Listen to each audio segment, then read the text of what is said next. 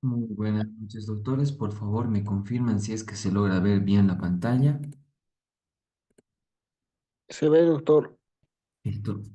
Vamos a comenzar, doctores. Es el último día para las jornadas de ginecología. Empezaremos con cáncer de ovario.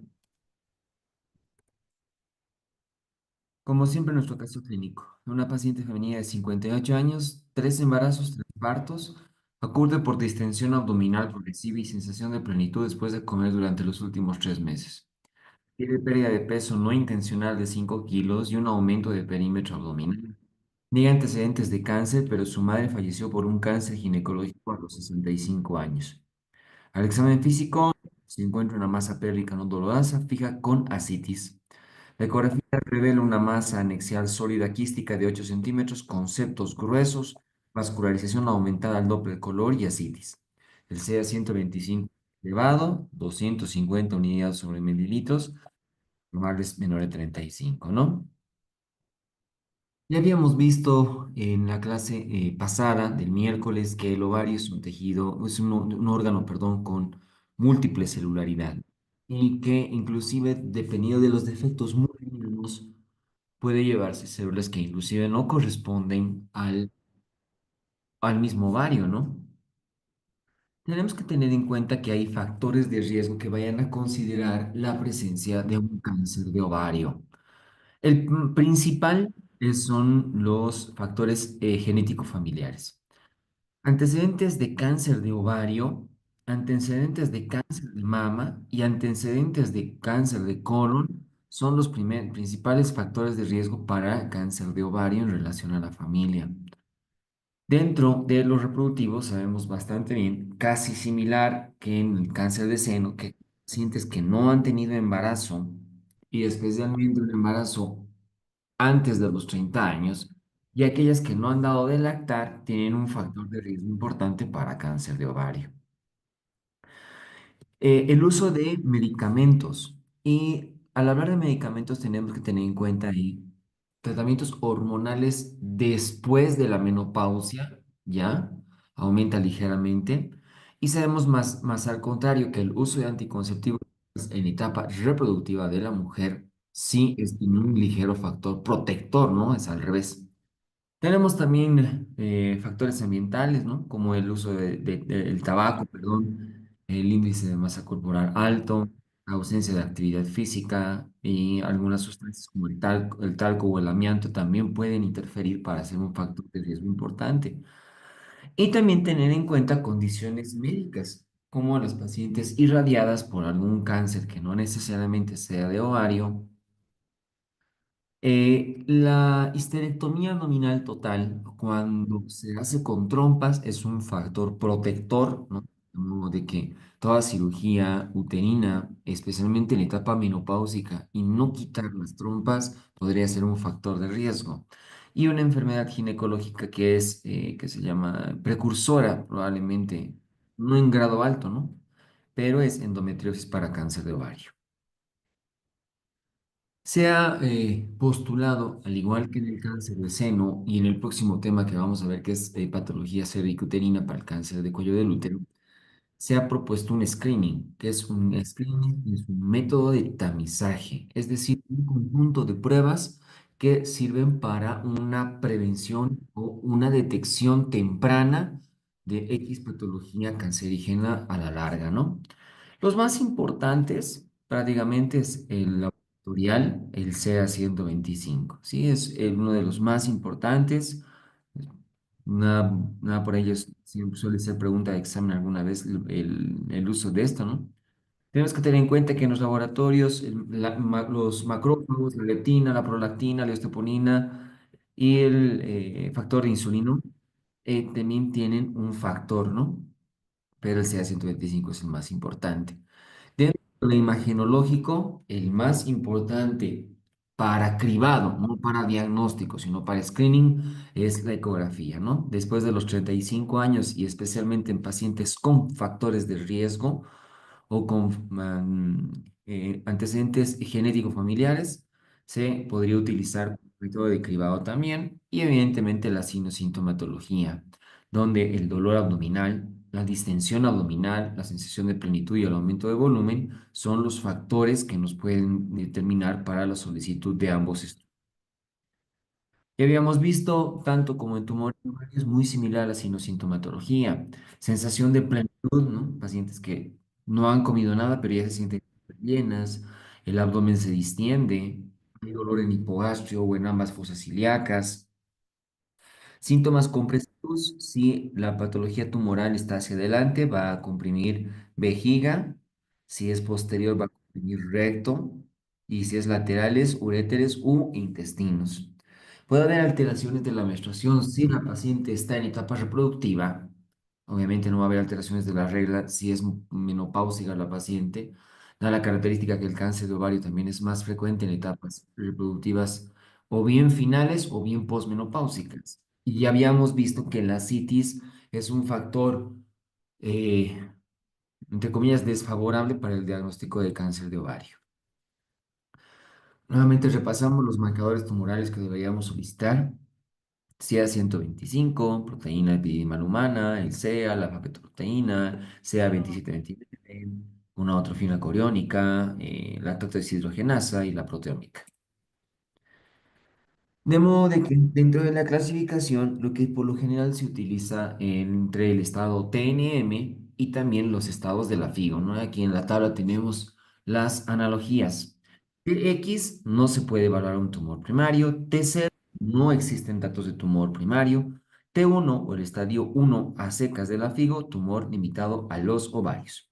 T1A, que es su análogo en relación a la FIGO, es un tumor limitado a ovario, cápsula intacta, ausencia de tumor en la superficie ovárica, ausencia de células malignas en sitio acítico o en lavados peritoneales.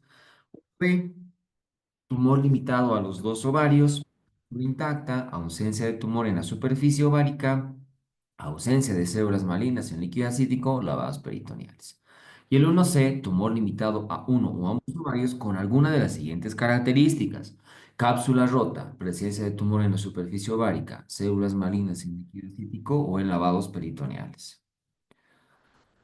T2 o 2, estado de latido, tumor que afecta a uno o ambos ovarios con extensión de la pelvis. 2A, extensión y implantes en útero y trompas, ausencia de células malignas en líquido acítico en lavados peritoneales. 2B, extensión a tejidos pélvicos con ausencia de células malignas en líquido acítico o lavados peritoneales. 2C, extensión pélvica, ya sea el 2A o el 2B, con presencia de células malignas en líquido acítico en lavados peritoneales. Luego tenemos el T3 o el NI, que es correspondiente al 3 también de la FIGO, que es tumor que afecta a uno o ambos ovarios con metástasis peritoneales confirmadas microscópicamente fuera de la pelvis y o metástasis ganglionares regionales. 3A con metástasis peritoneales microscópicas fuera de la pelvis. 3B, metástasis peritoneales macroscópicas fuera de la pelvis de diámetro máximo menor a 2 centímetros. 13, metástasis peritoneales fuera de la pelvis, de diámetro máximo mayor a 2 centímetros y o metástasis ganglionares regionales. 4, metástasis a distancia, excluidas los metástasis peritoneales. El tratamiento más sugerente para los estadios iniciales del cáncer de ovario siempre es la cirugía de intervalo. Al hablar de cirugía de intervalo, hablamos de una cirugía que sea lo mayor reductiva posible, es decir, tratar de retirar la mayor cantidad de lesión tumoral y cancerígena que exista, ¿Qué ¿ya? estás haciendo? De,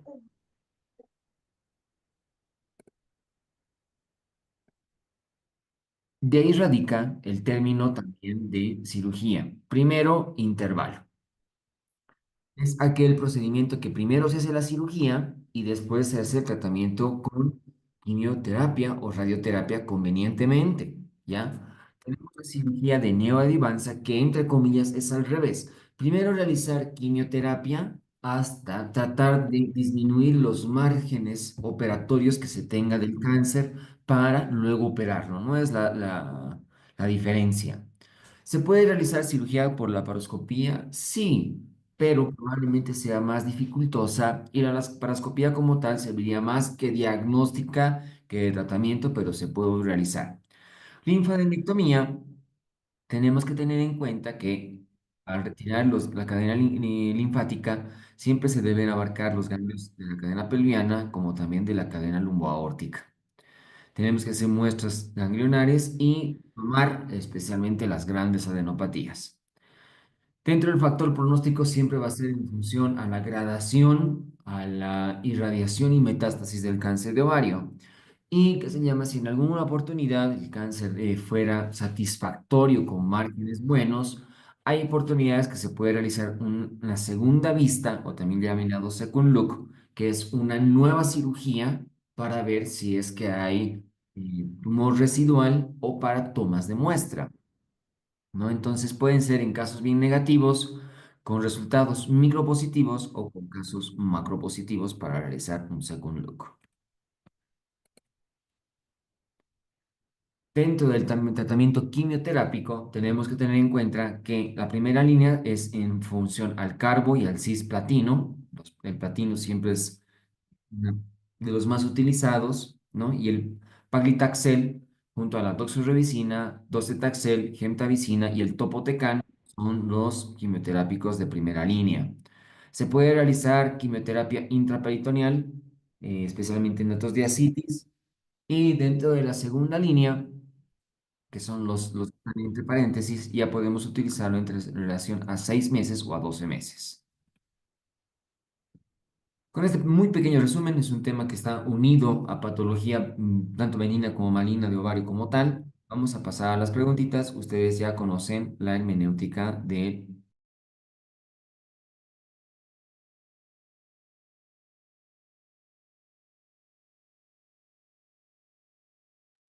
mi un minutito.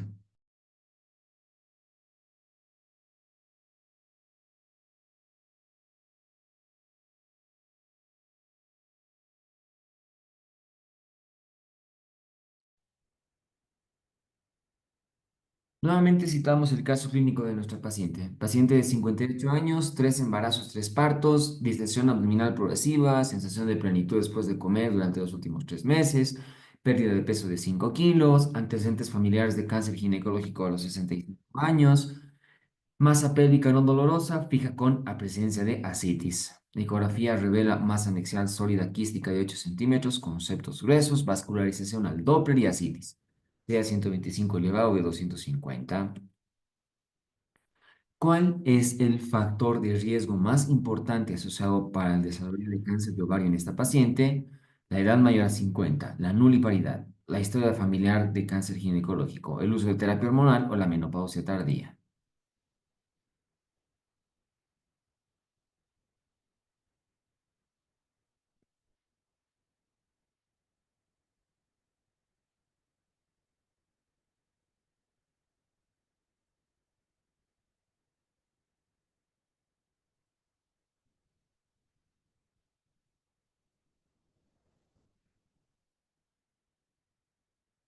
Sí, como dice la literatura, la historia familiar de un cáncer ginecológico es muy importante.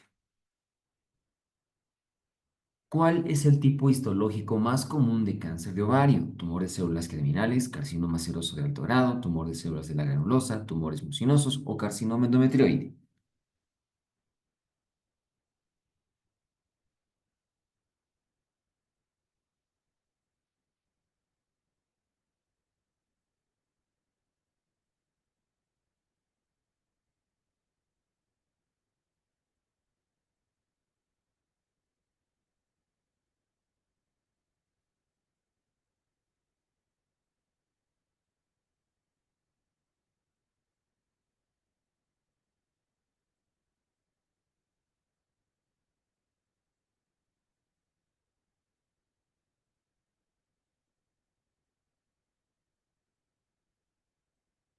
El concepto es muy similar casi a la patología benigna de ovario. Los tumores serosos son los más frecuentes, ¿ya? Del mismo modo, el carcinoma seroso es el más frecuente.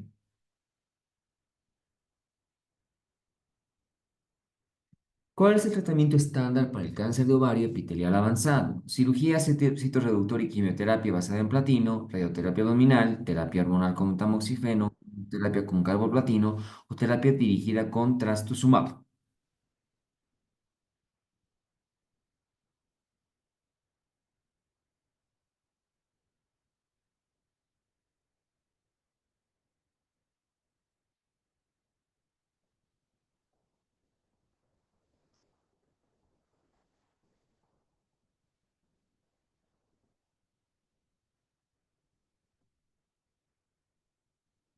Sí, como manda la mayoría. Cirugía psicoreductor y quimioterapia basada en platino, ¿no? En eso consiste, entre comillas, en general el tratamiento del cáncer de ovario. ¿Qué características sugieren la presencia de carcinomatosis peritoneal? Ascitis, masa anexial y elevación de CA 125, hepatomegalia, ictericia y masa pélvica, dolor abdominal difuso, diarrea y anemia, masa pélvica, hipertensión portal y derrame pleural, o dispepsia, vómitos y linfadenopatías supraclaviculares.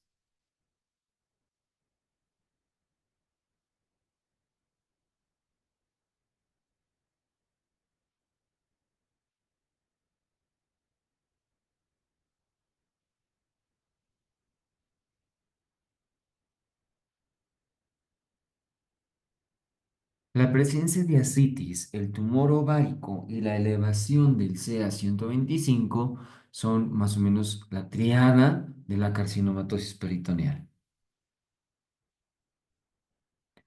Dentro del factor genético familiar, uno de los siguientes cánceres tiene influencia en el cáncer de ovario. Cáncer de mama, cáncer de colon, cáncer de endometrio, A y B son correctas o todas son correctas.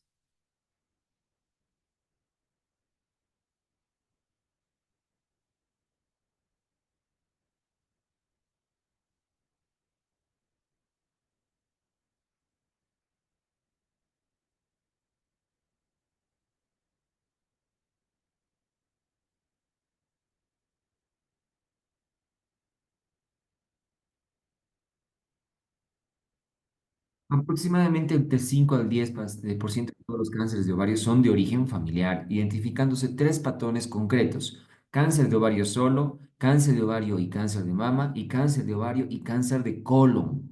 Esos son los tres, pero el endometrio no está acá.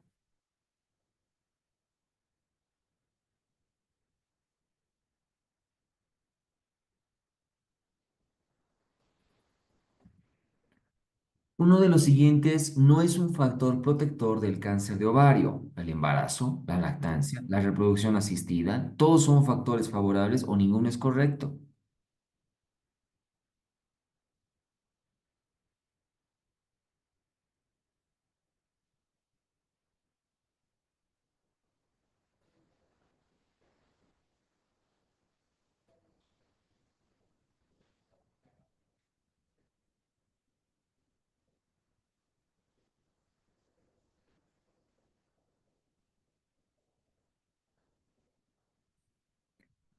Existe sí cierta evidencia que sugiere que la infertilidad aumenta el riesgo.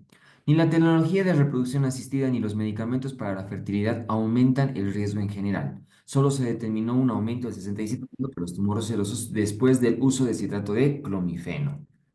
Quiere decir que la reproducción asistida no es un factor protector.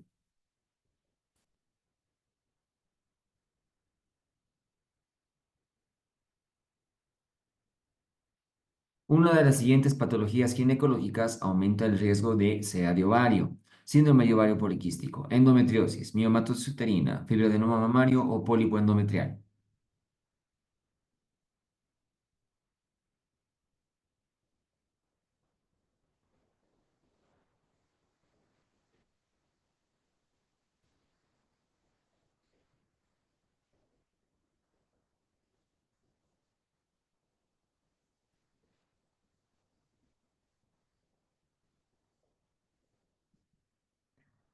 En las mujeres con endometriosis se ha demostrado que 30 a 66% más de riesgo de cáncer de ovario. Este tema será desarrollado específicamente en el capítulo de endometriosis, ¿no? Pero sí, la endometriosis aumenta el riesgo de SEA de ovario.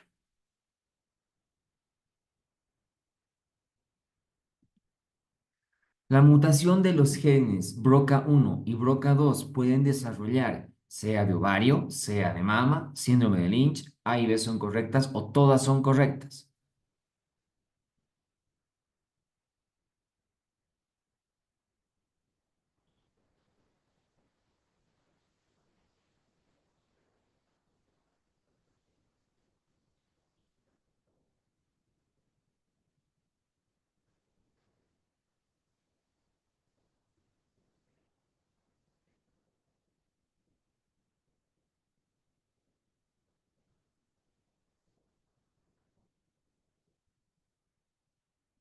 La gran mayoría de todos los cánceres de ovario hereditarios se deben a mutaciones de los genes BRCA1 y BRCA2, responsables del síndrome de cáncer de mama, cáncer de ovario hereditario, mientras que una menor proporción se relaciona con mutaciones de distintos genes involucrados en la formación del ADN por la vía del mismatch, responsables al síndrome de Lynch o el cáncer colorectal hereditario no polipósico.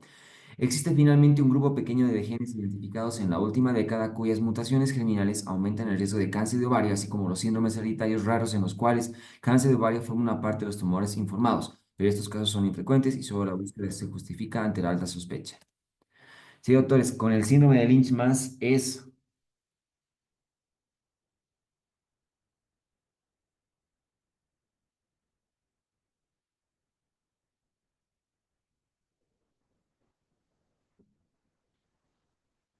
aunque baja porcentaje, pero está dentro. Un tumor limitado a los dos ovarios, cápsula intacta, ausencia de tumor en la superficie ovárica y ausencia de células malignas en la citis es correspondiente a T0, T1A, T1B, T1C, T2.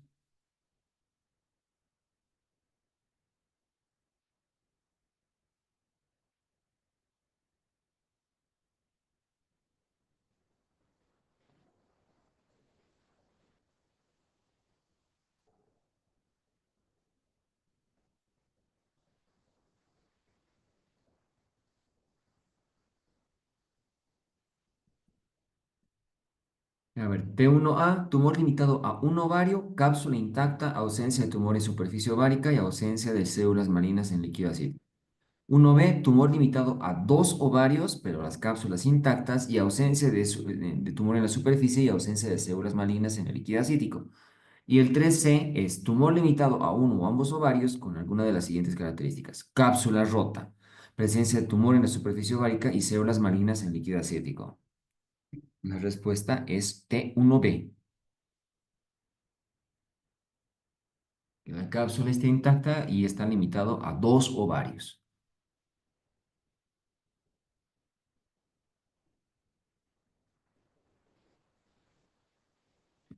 La extensión de implantes a útero y a trompas con ausencia de células malignas en líquido acítico nos referimos a un CA de ovario, estadio 2, 2A, 2B, 2C, 3.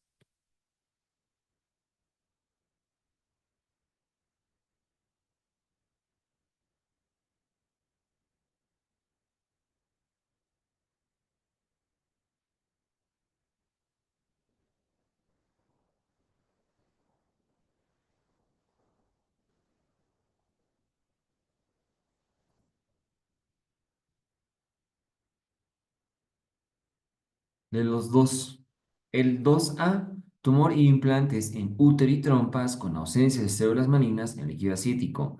El 2B, extensión a tejidos pélvicos, ausencia de células malignas en líquido acítico o en lavados peritoneales. Y el 3C, digo, y el 2C, perdón, extensión pélvica, ya sea el 2A o el 2B, con presencia de células malignas en líquido acítico. Y la respuesta sí es 2A, correspondiente al inciso B.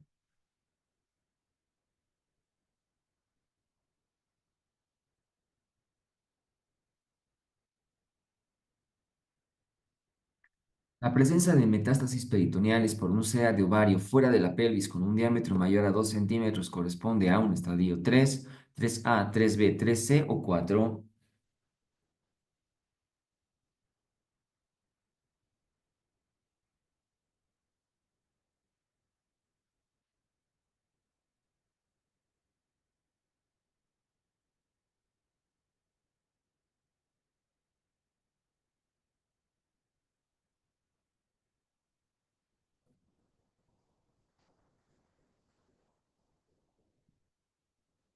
A ver, veamos. 3. Tumor que afecta a un o ovarios con metástasis peritoneales confirmadas. El 3A, metástasis peritoneales microscópicas fuera de la pelvis. 3B, metástasis peritoneales macroscópica fuera de la pelvis de diámetro mayor o igual a 2 centímetros. Y el 3C, metástasis peritoneales fuera de la pelvis de diámetro mayor a 2 centímetros y o metástasis ganglionares. El grado 4 ya es metástasis a distancia, ¿no? Aquí la respuesta es 3C.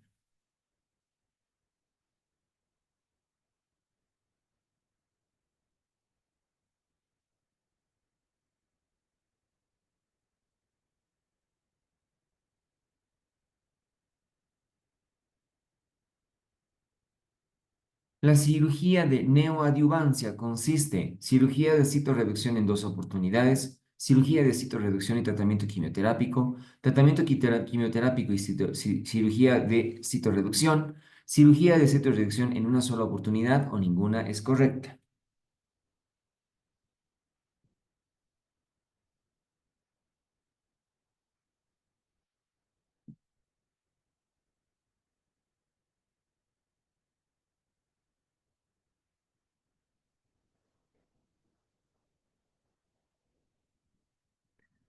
La cirugía citorreductiva de intervalo se basa en una cirugía primaria subóptima, mientras que en la de neoadyuvancia se comienza la terapéutica con quimioterapia y posteriormente se proyecta la cirugía citorreductiva completa.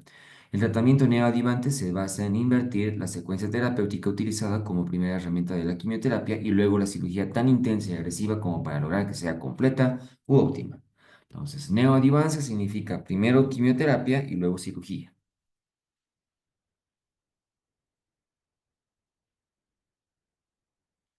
La linfadenectomía en un cáncer de ovario se puede realizar en los estadios 1, 1-2, 1-2-3, 1-2-3-4 o no se realiza linfadenectomía en un cáncer de ovario.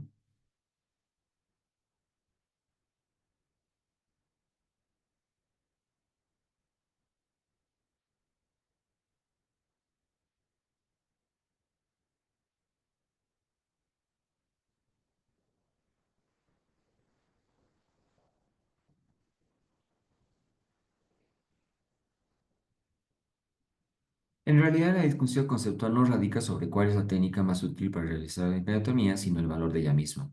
La linfadenectomía pelviana y lumboártica debe efectuarse siempre en los casos que parecerían los estadios 1 y 2, puesto que si algún ganglio fuera metastásico, se estaría en presencia de un estadio 3.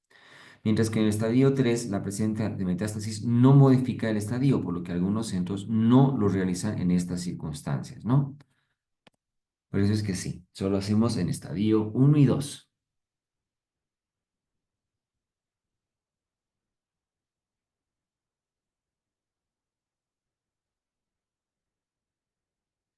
El second look consiste laparotomía posterior a cirugía de citorreducción, laparotomía posterior a tratamiento quimioterápico, laparotomía posterior a cirugía de citorreducción y tratamiento quimioterápico, laparotomía posterior previa a una cirugía de citorreducción o ninguna es correcta.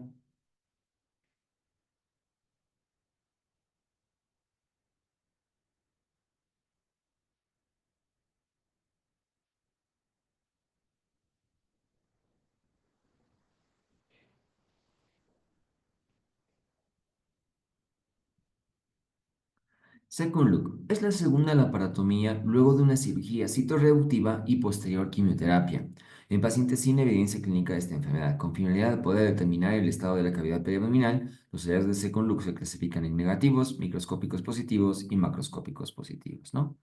Entonces, la laparotomía después del tratamiento completo.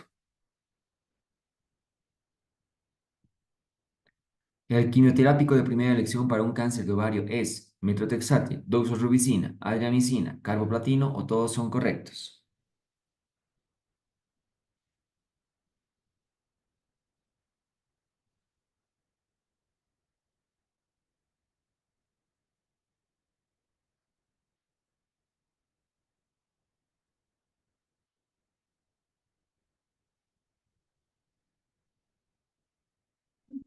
La quimioterapia junto a la cirugía de citorreducción es el tratamiento estándar para los tumores epiteliales malignos de ovario avanzado. Luego de la aparición del cisplatino en la década de los 70 se ha transformado en el quimioterápico más utilizado, el tratamiento básico, ¿no? Y dentro del platino, ahí está el carboplatino.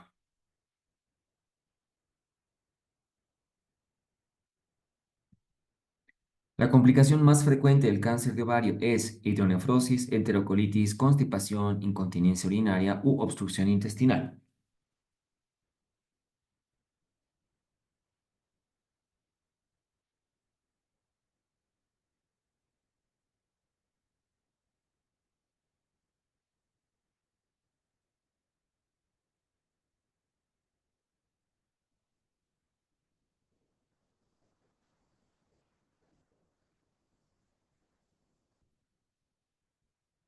En las fases avanzadas de la enfermedad son comunes las obstrucciones intestinales, que ocurren entre el 20 al 30% de los casos, manifestándose con vómitos, cólicos abdominales, constipación y distensión abdominal. La causa de la obstrucción en la mayoría de las casos es producida por masas tumorales o por adherencias de causa oncológica. Entonces, la complicación más frecuente es obstrucción intestinal.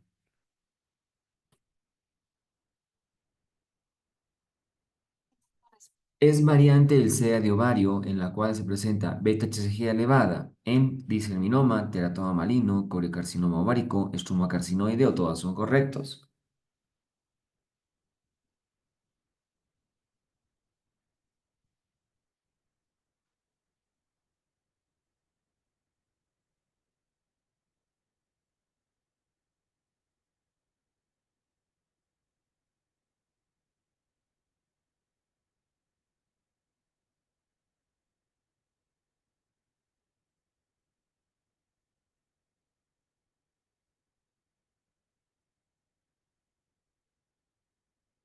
La OMS lo define como el tumor de células germinales raros, el coriocarcinoma, ¿no? Compuesto por cito, sincito y trofoblasto extravelocitario. Macroscópicamente es rojizo y de aspecto hemorrágico, histológicamente se constituye por proliferación de células citotrofoblásticas y sincitotrofoblásticas. El cincito trofoblasto es fuerte y difusamente positivo para la beta-HCG, con neutrofina coriónica humana e inclusive inhibina. Marcadores patognomónicos del coriocarcinoma.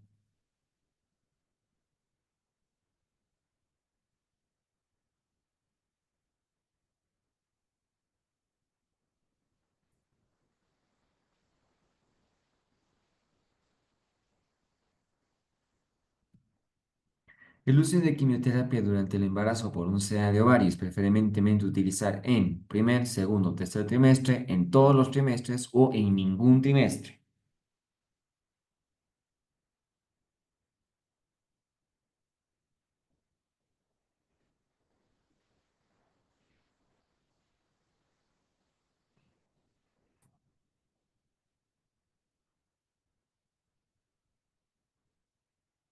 Cuando esté iniciada la quimioterapia, su inicio después del segundo trimestre es razonable, con pocos efectos sobre el feto. Tratamos de finalizar el parto a las 34 semanas de gestación con documentación de madurez pulmonar, evitando de esta manera riesgos oncogénicos y prematurez.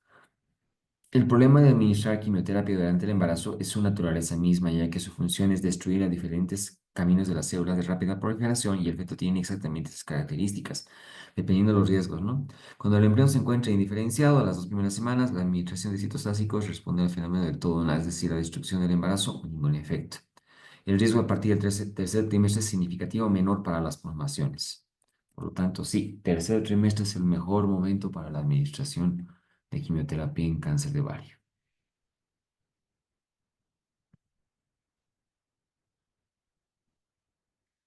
Los quimioterápicos pertenecen a qué categoría en función al embarazo? Categoría A, B, C, D o X.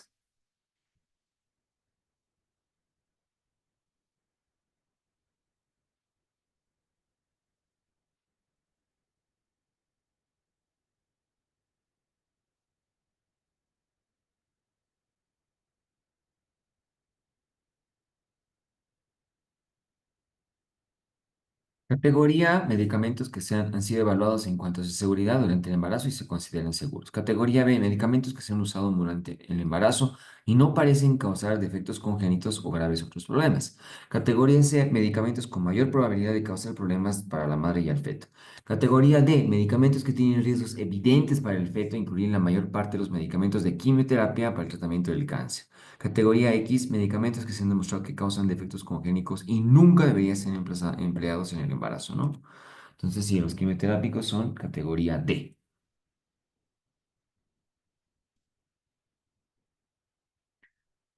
Puntos claves, casualmente no hay preguntas de cáncer de ovario en parciales anteriores. El cáncer de ovario es la más mortal de los cánceres ginecológicos debido a su presentación tardía en estadios avanzados. Factores de riesgo, historia familiar, síndrome de Lynch, nulliparidad, menarca temprana y menopausia tardía, uso prolongado de terapia hormonal, especialmente menopáusicas, factores protectores, uso prolongado de anticonceptivos orales, edad reproductiva, multiparidad de lactancia, salpingoflectomía bilateral, profiláctica en mujeres con mutaciones del BRCA.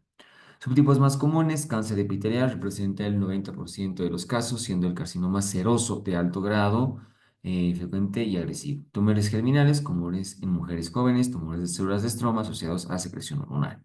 Síntomas inespecíficos, distensión abdominal, plenitud, dispepsia, pérdida de peso, dolor abdominal o pélvico persistente, alteraciones urinarias o intestinales. Hallazgos físicos claves, masa anexial fija, irregular, generalmente no dolorosa, ascites y carcinomatosis peritoneal.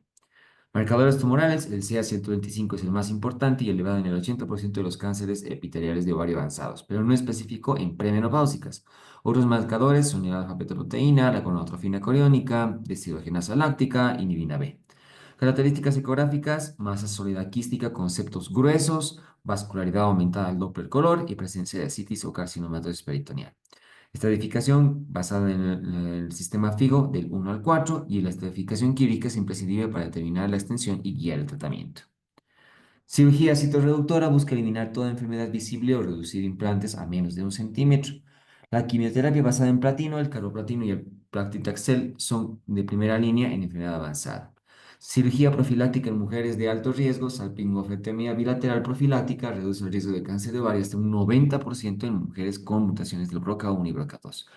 Inhibidor SPARP, el ejemplo es el Orliparib, indicadores en pacientes con mutaciones BRCA o deficiencias de la reparación del ADN. Pronóstico depende de la etapa del diagnóstico. La tasa de supervivencia a 5 años en la etapa 1 es del 90% y en la etapa 4 es del 20%. El estado de la citorreducción quirúrgica es el factor pronóstico más importante. Metástasis frecuentes, peritoneo, hígado, pulmón y diafragma. La carcinomatosis peritoneal es común en etapas avanzadas. Cribado no existe un método efectivo para la población en general. Mujeres de alto riesgo deben realizar ecografía transvaginal y el CA-125 con algunas limitaciones. Le pueden tomar una captura de pantalla a las preguntas.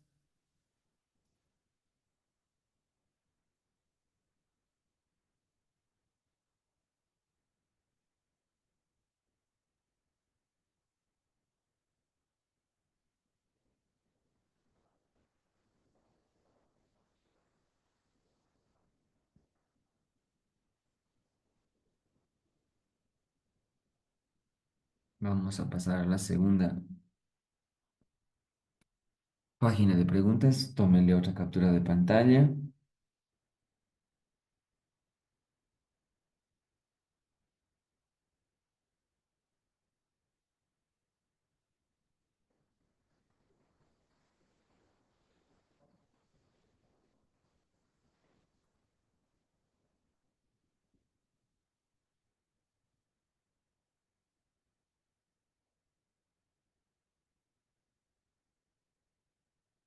En un momentito, ahorita vamos a pasar ya al segundo tema.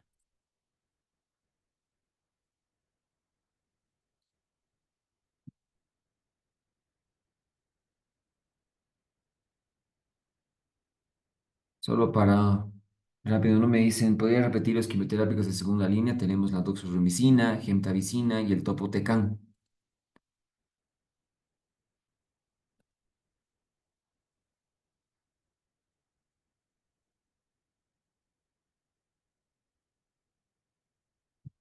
Mm,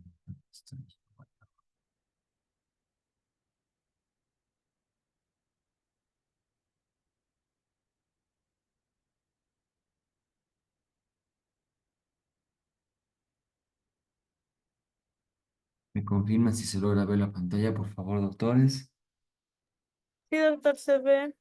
Genial. Empezaremos con nuestro último tema, doctores. Patología cervicuterina. Tenemos tanto en anomalías benignas como en lo más importante, cáncer de cuello uterino. Caso clínico, paciente femenina de 35 años, gesta 2 para 2, acude a la consulta por presentar sangrado vaginal intermenstrual y dolor pélvico leve durante los últimos 3 meses. Niega secreción vaginal o dispareunia. Tiene antecedentes de relaciones sexuales desde los 18 años con múltiples parejas y sin uso consistente de preservativo. Nunca se ha realizado Papa Nicolau. Al examen físico destaca cuello uterino friable con áreas de ulceración y sangrado al contacto. Se realiza el Papa Nicolau, reporta ascos. La colposcopía revela una lesión acetoblanca gruesa en la zona de transformación con vasos anómalos. El cuello del útero es un lugar de asentamiento especialmente para patología tanto de transmisión sexual como las que no, ¿no? Tenemos que diferenciar aquellas de manera inicial que son patologías inflamatorias y de tumores benignos que no tengan una perspectiva entre comillas de algo infeccioso netamente, ¿no? Tenemos aquí sí infección del ectropion. Más adelante hablamos un poquito de qué es el ectropion, ¿ya? Erosión verdadera, cervicocolpitis, tuberculosis y sífilis. Aquí vemos prácticamente situaciones infecciosas, pero también pueden haber patologías tumorales benignas como presencia de pólipo endocervical, la presencia de papilomas, la presencia de miomas, inclusive algunas otras alteraciones. Sabemos bastante bien de que dentro de la patología cervical nos interesa mucho la implicancia del virus del papiloma humano, que tiene dos tipos de cepas, las que te producen cáncer de cuello uterino y las que no pueden producir verrugas genitales. Entonces también entran acá. Hablando justamente del virus, tenemos que tener en cuenta de que el papilomavirus pertenece a la familia del papovavirus, factores de riesgo bajo 6, 11, 30, 42, 43, 44, los más importantes 6, 11, alto riesgo 16, 18, 31, 33, 35, 39, 45, 51, 52, 56, 58, 59, 66, 68, pero los más importantes 16 y 18, ¿no? De ahí radica dentro de la prevención primaria que vamos a hablar que las vacunas siempre tienen que tener estas dos variantes, ¿no? La transmisión es sexual. Se domina de que el virus del papiloma humano es la enfermedad de transmisión sexual más diseminada en todo el mundo, es la más diseminada, ¿no? Dentro de su patogenia, el virus puede producir una infección clínica con alguna vez sintomatología, especialmente en las de bajo riesgo porque van a demostrar una verruga. Mientras que las de alto riesgo durante mucho tiempo pueden presentar una infección más bien subclínica con una paciente que es asintomática. Dentro de los factores de riesgo tenemos que tener en cuenta el comienzo temprano del inicio de las relaciones sexuales. Promiscuidad, mayor cantidad de parejas sexuales, mayor cantidad de partos, bajo nivel socioeconómico con menores accesos al centro de salud y menor tamizajes con Papa Nicolau. Antecedentes de infecciones de transmisión sexual. La clamidia, la vaginosis bacteriana y el VIH-Sida son una puerta de entrada para el virus del papiloma humano. Y los estados de inmunosupresión, nuevamente hablar del VIH-Sida o patologías que causen inmunosupresión en la paciente. Podemos realizar la prevención del cáncer de cuello uterino. Aquí el tamizaje sí es muy bueno y también las medidas de prevención primaria con la vacuna. La administración de la vacuna, que puede ser bivalente, tetravalente o nonavalente, donde lo ideal es que ya sea cualquiera de las tres, las cepas que sí o sí deben manejar la vacuna son las cepas 16 y 18. Con la vacunación se disminuye considerable el efecto para cáncer de cuello uterino. La idea es administrarla justamente en pacientes jovencitas, especialmente aquellas antes del comienzo de las relaciones sexuales, ¿no? Puede ser una edad entre los 9 y 15 años. Dentro de la prevención secundaria está aquí la realización de tamizaje, es decir, adoptar un método de diagnóstico rápido, efectivo y que sea no invasivo para detectar las lesiones que puedan ser precancerosas. La más importante es el Papa Nicolau, pero también tenemos la colposcopía. La colposcopía consiste en con un, entre comillas, un aparato que aumenta la visibilidad del cuello del útero. Se puede evidenciar justamente los epitelios que existen y administrando dos sustancias como ser el ácido acético y el Lugol, ver las lesiones que puedan ser sospechosas. Dentro de la anatomía hay que tener en cuenta de que las zonas del ectocervix van a tener epitelio escamoso, las células del endocervix van a tener epitelio glandular o columnar también se llama. La unión de ambas se llama zona de unión escamocolumnar inicial, ¿no? Debido al efecto estrogénico de la edad reproductiva de la paciente, el epitelio columnar tiende a salir hacia afuera, ¿no? A invadir, entre comillas, el epitelio escamoso. De modo de que se forma una nueva unión escamocolumnar, ¿no? Aquí tenemos la original, aquí tenemos la actual. Entre el espacio de la unión original y la escamocolumnar que se produce después de la invasión se le denomina zona de transformación. Esta zona de transformación es la zona metaplásica donde le gusta al virus del papiloma humano hacer patología. ¿Ya? Entonces, dentro de la clasificación de Bethesda, cuando tenemos al hacer una colposcopía, tenemos que tener en cuenta situaciones normales que vamos a ver. La mucosa originaria, la ectopia, es decir, la transformación, la ectopia congénita que pueda tener la paciente, es decir, desde la unión escamocolumnar inicial y la que se produce después de la etapa reproductiva. Tendríamos que ver la zona de transformación, ¿ya?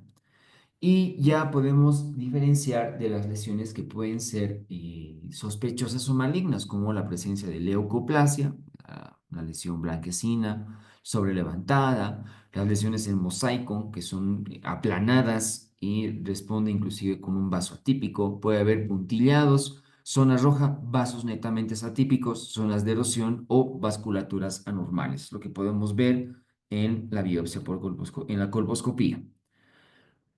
De modo de que, ¿cómo podemos hacer el diagnóstico de una lesión premaligna del cuello del útero, ya? De manera inicial con histología, biopsia, cepillado o hasta podemos realizar histeroscopía.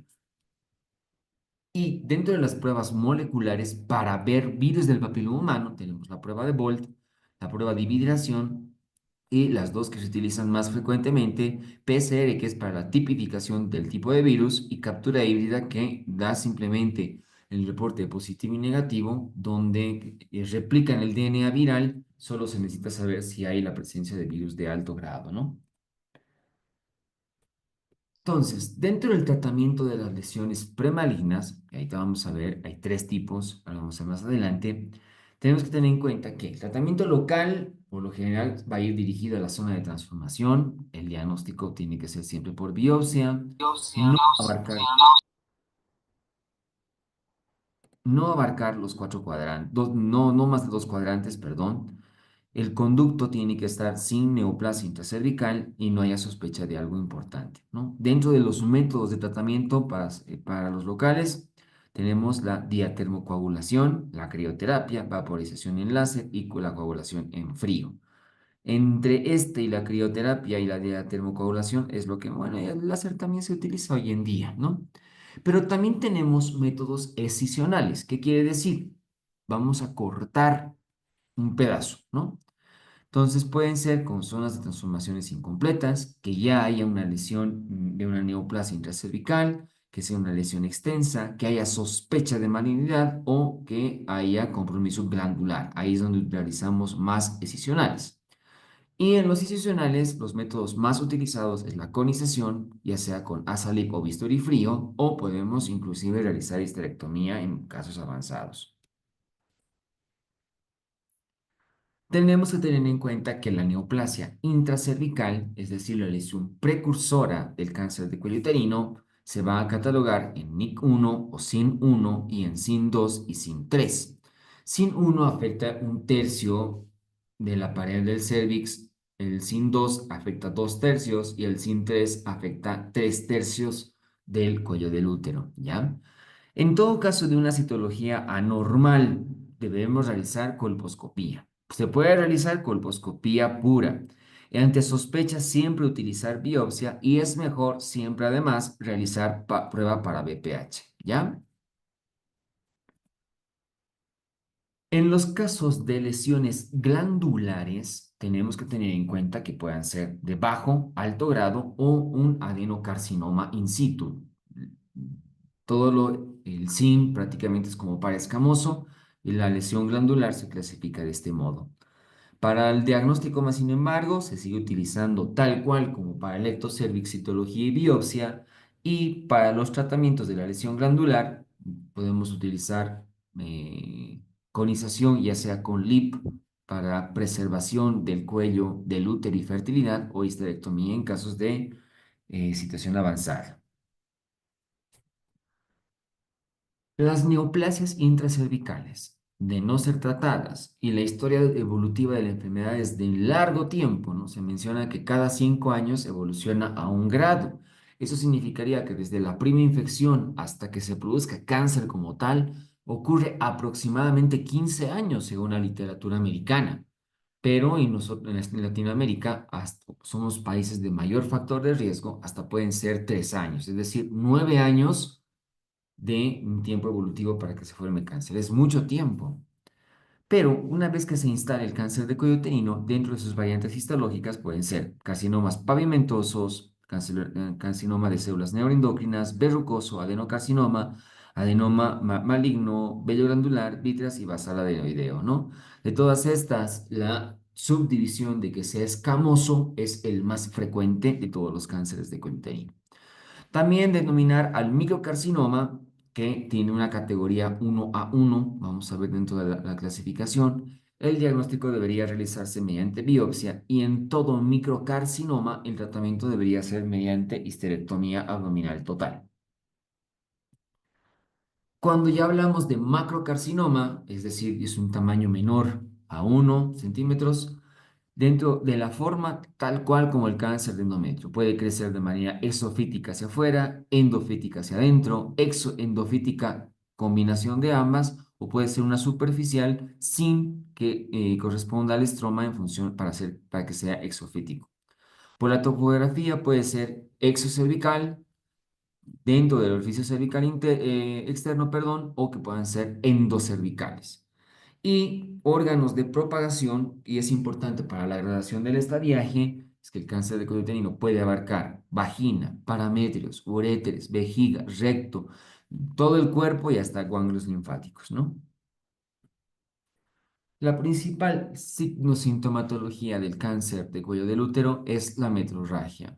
Ya la habíamos visto en patología endometrial.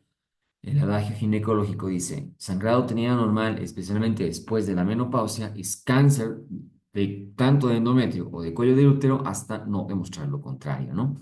Pero también pueden haber otro tipo de signos sintomatología cuando están comprometidos algunos órganos, como ser síntomas urinarios, si está comprometido vejiga o uréteres, rectales, cuando está comprometido el recto o el colon, venosos y linfáticos, cuando ya están en estadios bastante avanzados, celulares pelvianos y trastornos generales.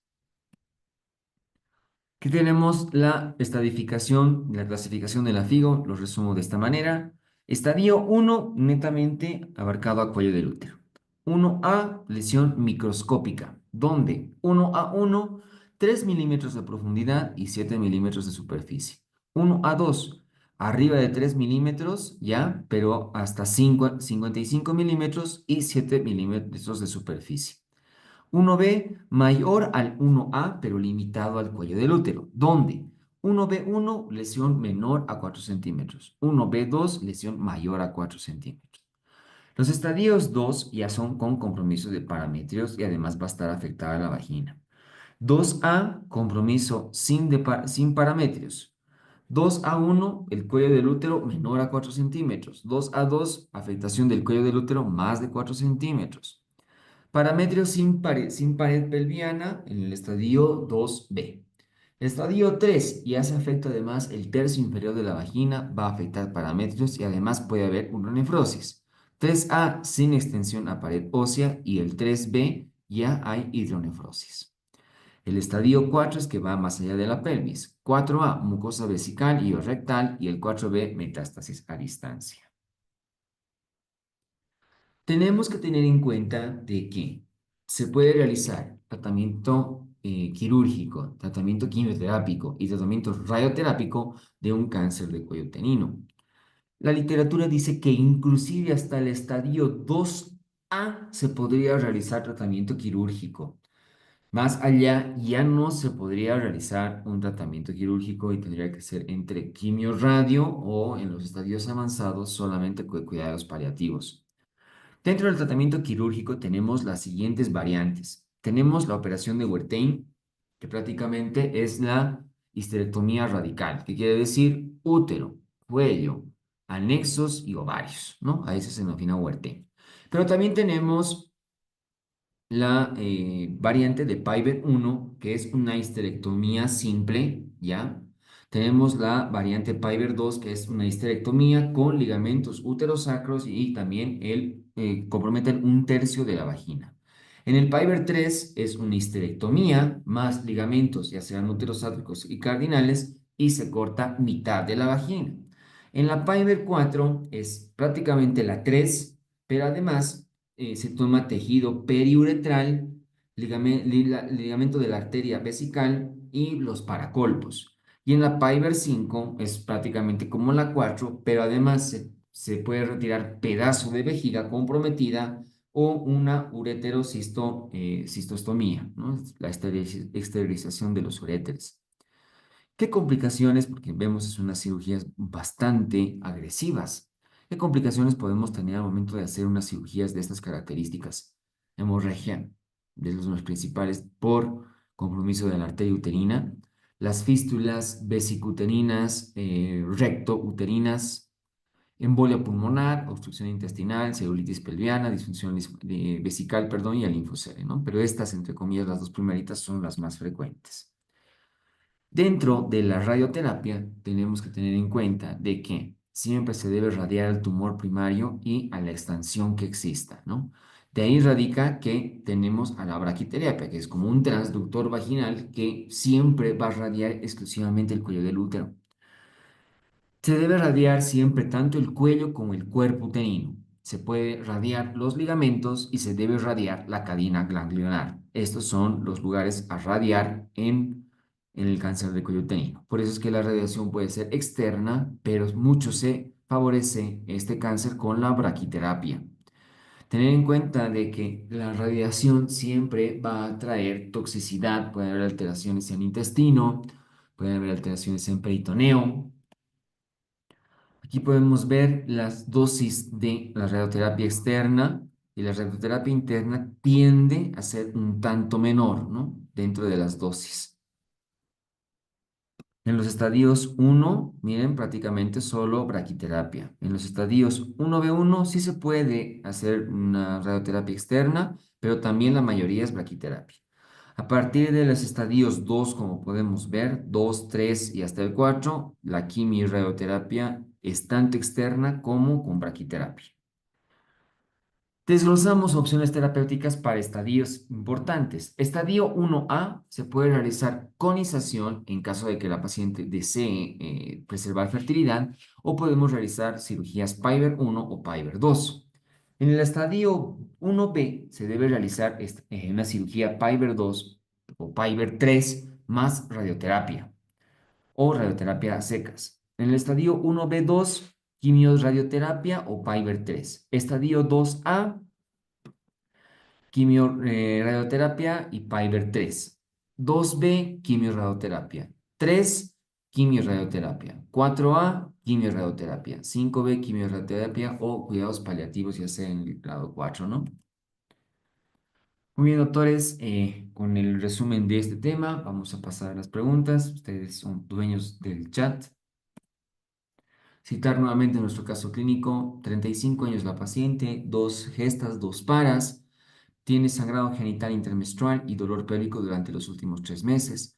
Niega la secreción vaginal normal o disparemia. Tiene antecedentes de relaciones sexuales desde los 18 años con múltiples parejas y sin uso de preservativo.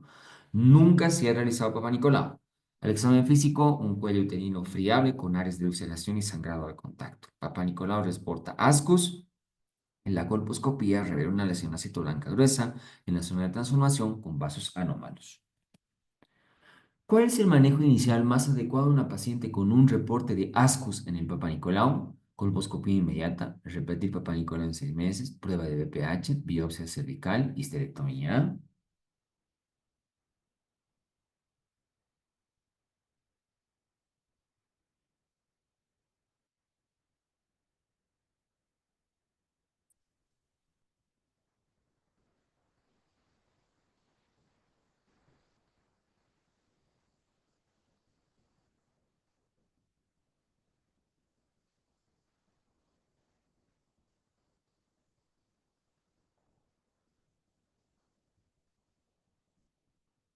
Me gusta la pregunta por el siguiente motivo. Las neoplasias intracervicales se dividen en uno, 2 y 3. Ni uno, ni 2, ni 3.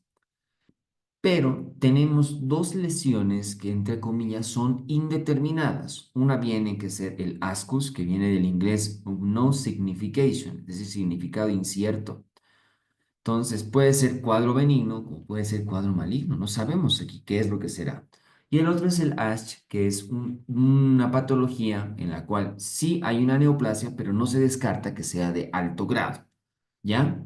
Entonces, si yo tengo una lesión indeterminada, antes de hacer cualquier procedimiento un poquito más invasivo, siempre debo realizar prueba de BPH para determinar si hay el virus o no.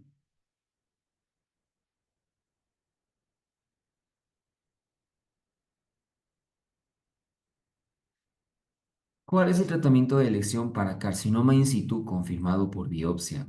Histerectomía total abdominal, crioterapia cervical, conización de asa térmica, radioterapia pélvica o seguimiento con Papá Nicolau anual.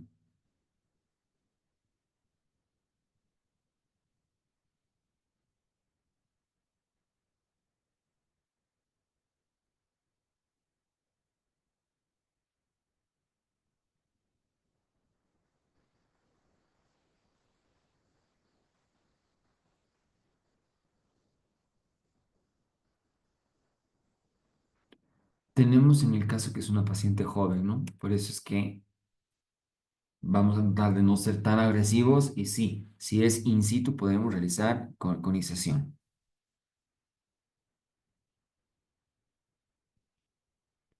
¿Qué subtipo histológico es más frecuente del cáncer cervical? Carcinoma escamoso, adenocarcinoma, carcinoma neuroendocrino, adenoescamoso o tumor mesodérmico mixto.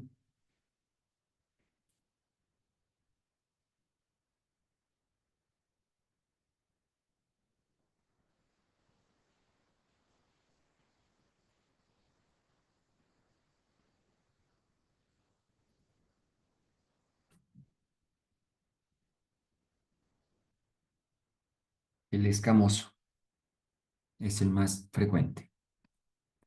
¿Qué característica histopatológica diferencia una lesión intraepitelial de alto grado de un carcinoma invasivo? Proliferación celular limitada al epitelio, presencia de mitosis atípica, invasión al estroma subyacente, hiperplasia de glándulas no cervicales o la expansión a zona de transformación.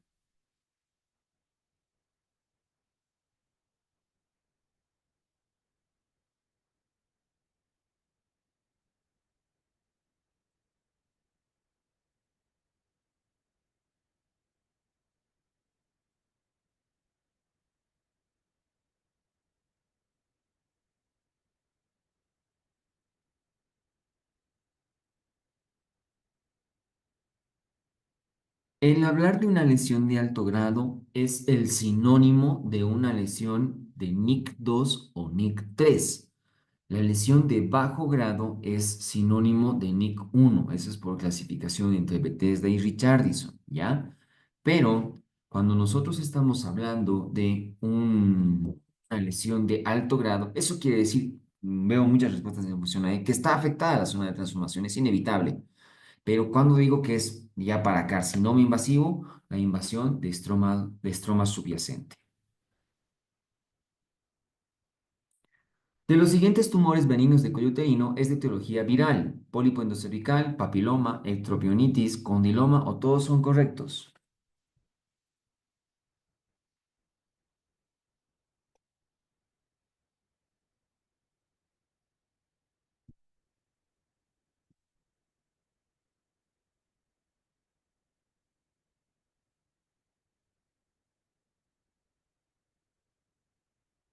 La acción del papilomavirus humano sobre la epidermis y la mucosa es conocida desde tiempos antiguos, se manifiesta por la reducción de proliferaciones exofíticas, papilomatosas, verrucosas, conocidas como condilomas acuminados, ¿no? Los condinomas.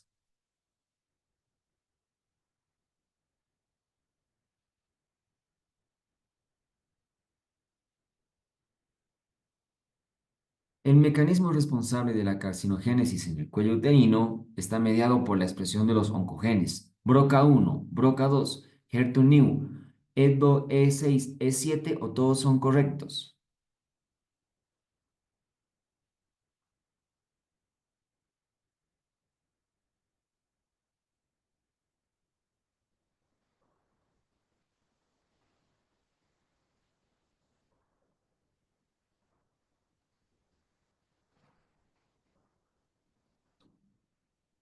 Vimos, ¿no? En infección de transmisión sexual, que el virus del papiloma humano, el oncogen de proteína E6 es supresora del P53 y el E7 gen supresor de tumores, ¿no? El mecanismo responsable de la carcinogénesis está mediada por la expresión de dos oncogenes E6 y E7. El primero altera la proteína P53 y el segundo interactúa con el gen del retinoblastoma, causando proliferación celular descontrolada. Entonces, en cáncer de cuello uterino es E6, E7.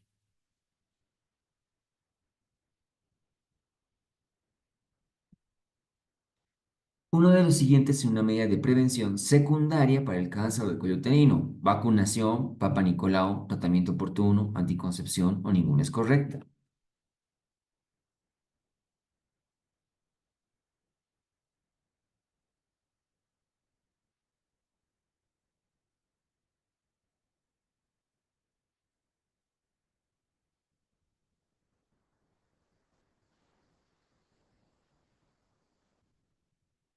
Prevención secundaria. La mayoría de los casos de cáncer cervical se presentan en los países subdesarrollados, donde no se encuentran con programas organizados de pesquisa. La prevalencia de esta enfermedad mediante la aplicación sistémica de la prueba del Papa Nicolau, la población en riesgo ha demostrado resultados tan contundentes como la disminución de incidencia de 7 a 9 casos de cada 100.000 mujeres al año, ¿no? Prevención primaria, vacunación. Prevención secundaria, Papa Nicolau. O es decir, diagnóstico. Prevención terciaria, porque existe la terciaria, que es el tratamiento oportuno. La vacuna contra VPH debe cubrir principalmente las cepas 611, 1618, 3042, 51, 56 o todas las anteriores.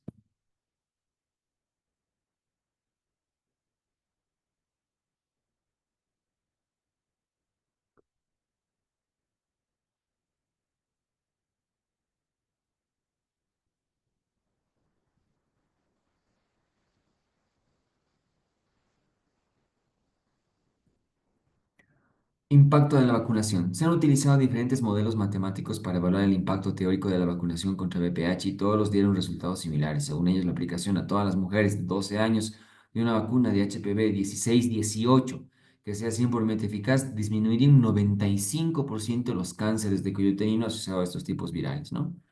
Entonces, lo que tiene que cubrir es 16-18, ya sea bivalente, tetravalente o nonavalente. La presencia de hallazgos inflamatorios de cisternas anormales, pero no malignas, corresponde a la siguiente clase de citología. Clase uno, clase 2, clase 3, clase 4, clase 5.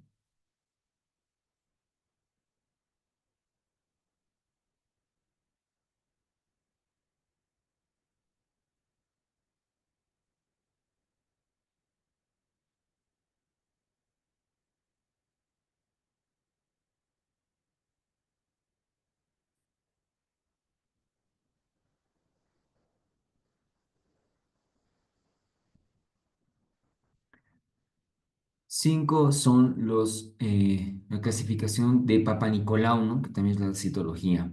Clase uno, hallazgos normales. Clase 2, hallazgos inflamatorios, es decir, células anormales pero no malignas. Clase 3, hallazgos sospechosos. Clase 4, hallazgos positivos, células firmemente demostrables de malignidad. Y el clase 5 son hallazgos positivos, células concluyentes de malignidad, ¿no? Entonces, células anormales no malignas es clase 2.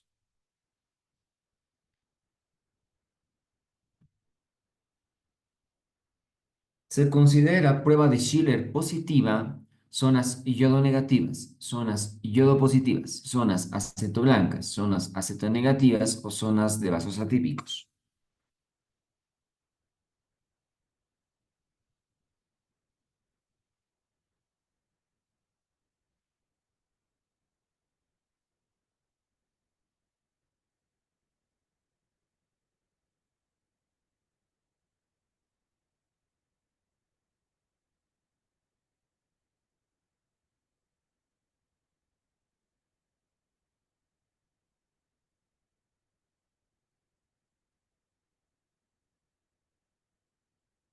La prueba de Schiller es positiva cuando hay zonas que no se colorean al yodo, es decir, zonas yodonegativas, mientras que cuando todo el cérvix es yodo positivo, la prueba de Schiller es negativa, lo cual permite descartar la existencia de lesiones epiteliales exocervicales. Entonces, cuando aplicamos ácido acético es positivo cuando sí pinta, pero es al revés en el Schiller. Si el yodo no pinta, es positiva la lesión, ¿no?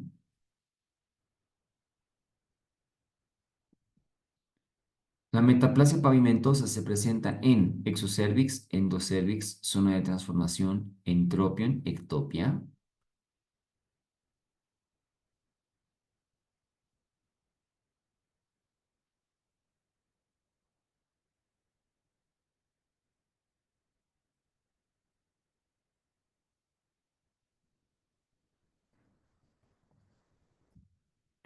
Por lo tanto, se puede considerar que a nivel del orificio externo cervical, en una extensión de varios milímetros, se halla una zona de transición en un tiempo llamado zona de lucha de epitelios, donde se produce la metaplasia pavimentosa, ¿no? De la unión escamocolumnar inicial y la que se produce después de la etapa reproductiva de la mujer, ahí es donde se produce la zona de transformación, esa es la zona metaplásica.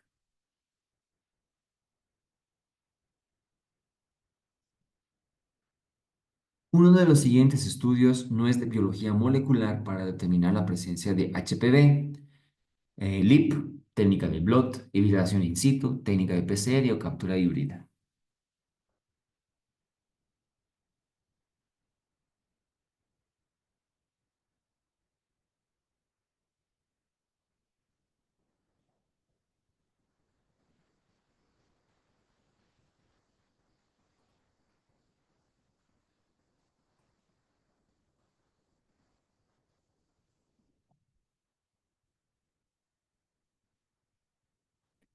Dentro de las pruebas moleculares, hablando de pruebas moleculares, es para la detección de virus del papiloma humano. Ahí tenemos la prueba de Bolt, la prueba de hibridación, pero que más se utiliza PCR y captura híbrida, ¿no?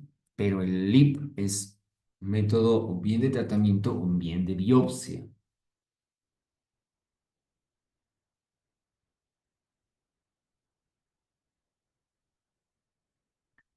Uno de los siguientes no es un criterio para el uso del IP para el tratamiento de un LIE. Lesión con extensión no mayor a 2 cuadrantes, conducto endocervical libre, zona de transformación ausente, lesión de estirpe pavimentosa o todas son correctas.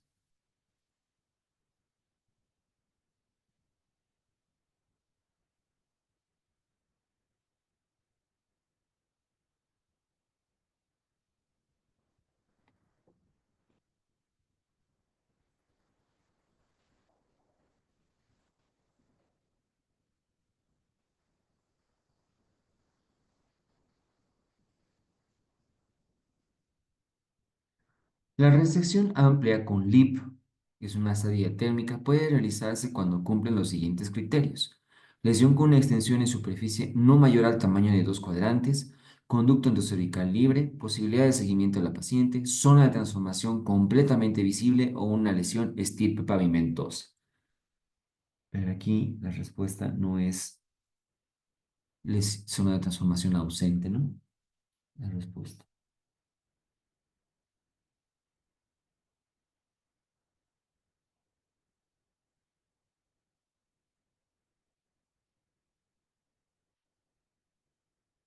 El diagnóstico de microcarcinoma de cervix se realiza con Papa Nicolau, colposcopía, captura híbrida, biopsia, todas son correctas.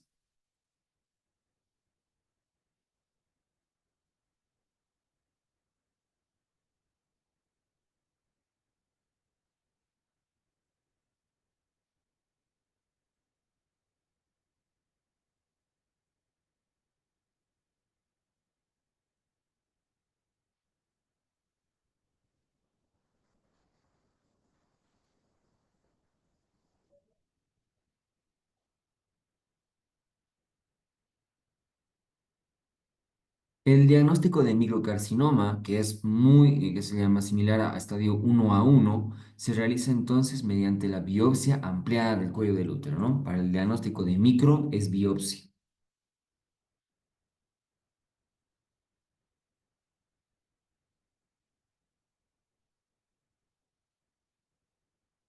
Carcinoma estrictamente limitado al cuello del útero, mayor de 4 centímetros. ¿Corresponde a qué estadio? 1A, 1A2, 1B1, 1B2 o el estadio 2.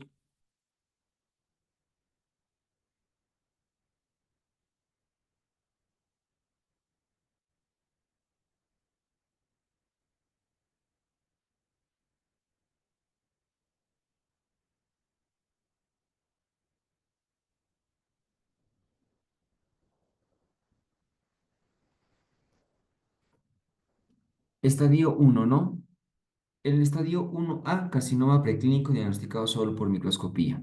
1A1 son los que infiltran hasta 3 milímetros de profundidad y 7 milímetros de extensión de superficie. 1A2 3 a 5 milímetros y no tienen más de 7 milímetros de extensión de superficie. 1B, toda lesión mayor de 1A, visiblemente clínicamente o no, pero limitada al cuello.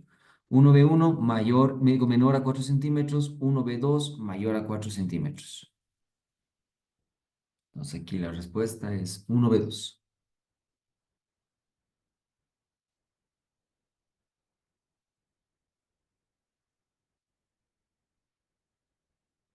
El carcinoma que se extiende más allá del cuello uterino, que puede comprometer uno o más parametrios sin llegar a la pared pelviana o al tercio inferior de la vagina, nos referimos a estadio 1, estadio 2, estadio 3, estadio 4 o estadio 5.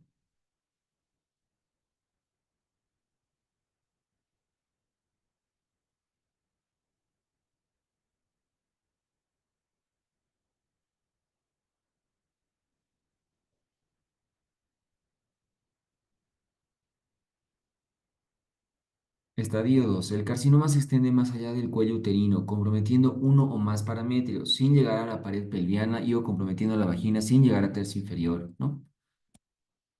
Estamos hablando del estadio 2.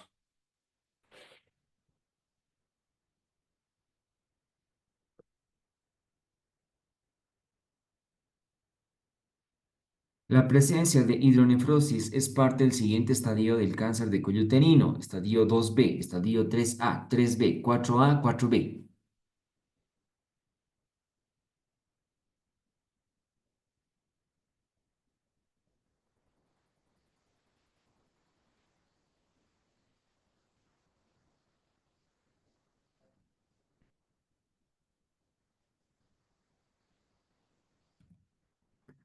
El estadio 3B hay compromiso parametrial hasta la pared pelviana y hidronefrosis, ¿no? Por este mecanismo aquí podemos ver cómo el parametrio ocupa prácticamente los uréteres. Entonces, 3B, hidronefrosis.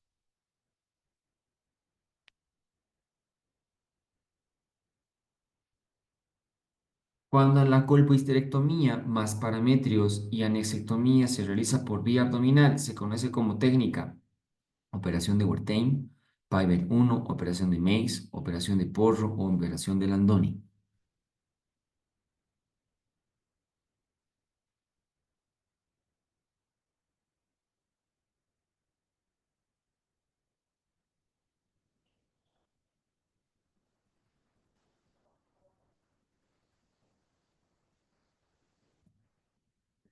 La operación indicada para los estadios 1B y 2A es la colpohisterectomía total ampliada, es decir, la extirpación de un tercio o mitad de la vagina, la totalidad del útero con sus parametrios anterior, posterior, laterales y, opcionalmente, según los casos, la anexectomía, cuando dicha exéresis es realizada para vía abdominal.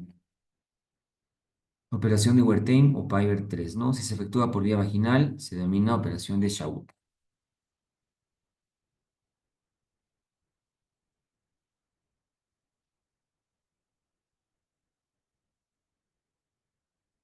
Entonces aquí la respuesta es operación de Wertheim.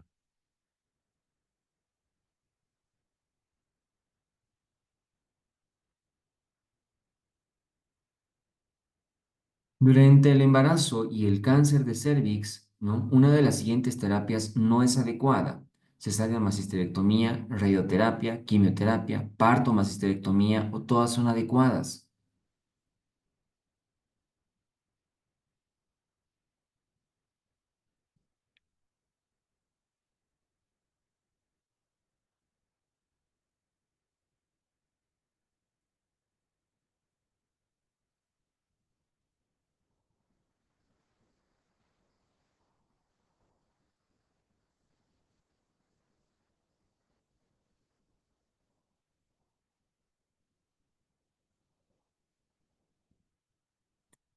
La vía del parto en cáncer de cuello uterino y embarazo. No existen objeciones importantes para impedir el parto por vía vaginal en la paciente con cáncer de cuello uterino y gestación avanzada. Puede producir obstrucción del canal del parto, laceración cervical con hemorragia inmediata o tardía, infección intrauterina con sepsis materna y aún metástasis del sitio de la episiotomía, motivos por los cuales siempre se prefiere el parto por cesárea, ¿ya?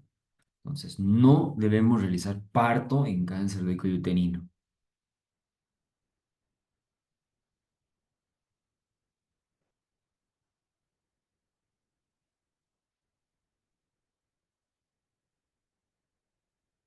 Uno de los siguientes no es un criterio para poder realizar traquelectomía por cáncer de cervix. Pacientes menopáusicas, estadio 1A, lesiones menores a 2 centímetros, ausencia de metástasis o todas son correctas.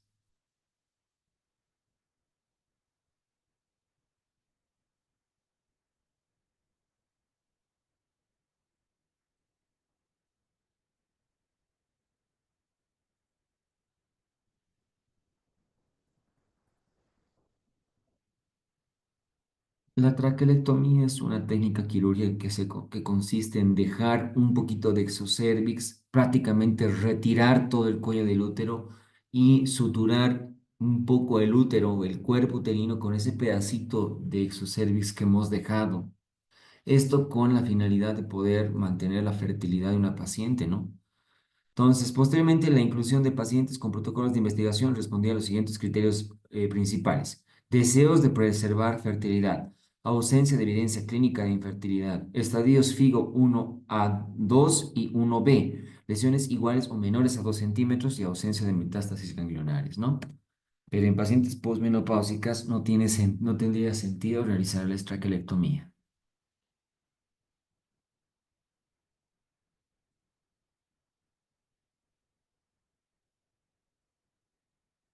Preguntas de exámenes pasados, este año no entró ninguno. ¿Qué inciso no corresponde a las imágenes anormales colposcópicas? Máculas, ectopias, condylomas planos, endometriosis, angiomas.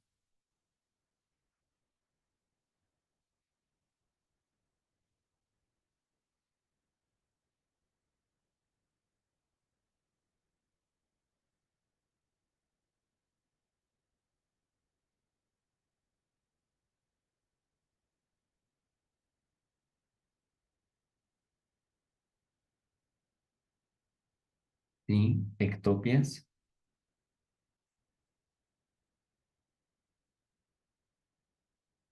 Marque la respuesta correcta. La conización es un procedimiento quirúrgico para efectuar un estudio histológico.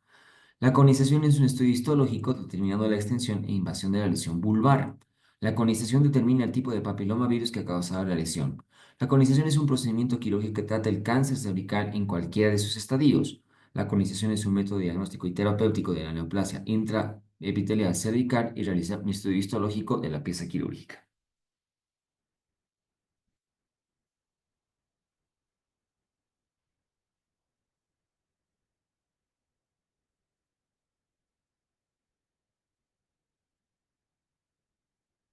Y sí, la, la conización con asa, ya sea con asa diatémica o bisturifría, es tanto diagnóstico como también terapéutico.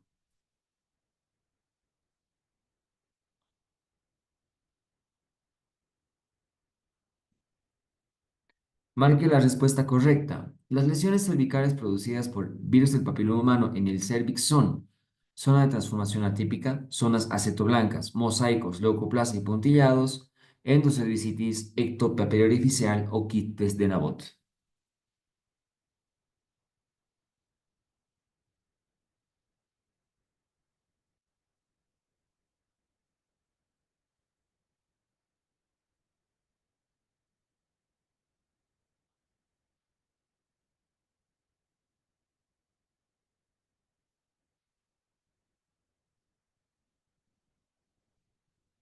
Sí, zonas acetoblancas, mosaicos, leucoplasias y puntillados. Marca la respuesta correcta. En una paciente de 32 años de edad con dos partos y una biopsia cervical con lesión intraepitelial de alto grado, ¿qué tratamiento le indica? Nuevo papenicular en un año, una nueva biopsia por si acaso hubo error, Deriva al servicio de patología cervical para una conización, la deriva a un hospital para que le hagan histerectomía o recomienda que se haga una amputación del cervix.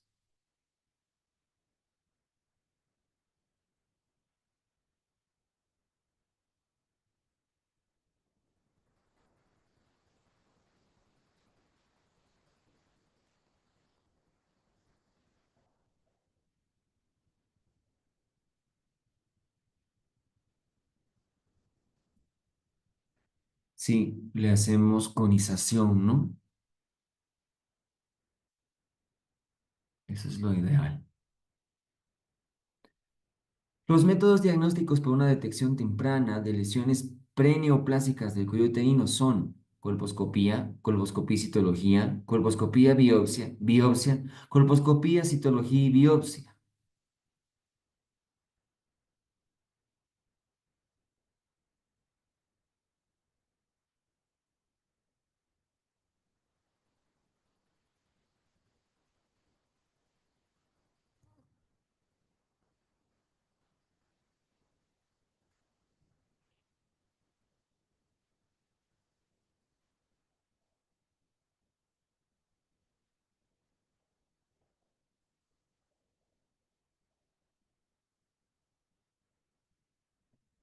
La colposcopía y la citología fue la respuesta de ese año.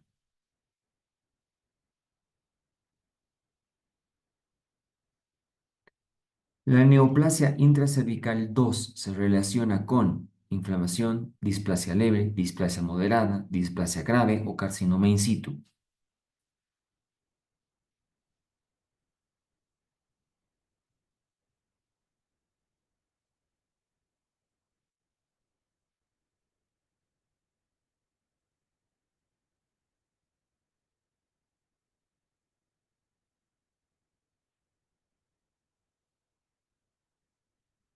Displasia moderada, displasia leve, NIC 1, displasia moderada, NIC 2, displasia grave, NIC 3.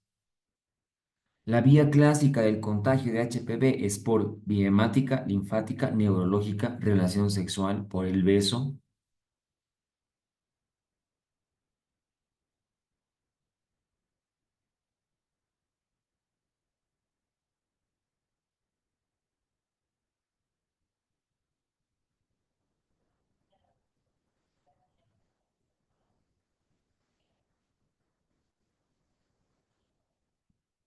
relación sexual, ¿no? El Papa Nicolau se clasifica en ¿cuántas clases? 6, 4, 3, 5, 7.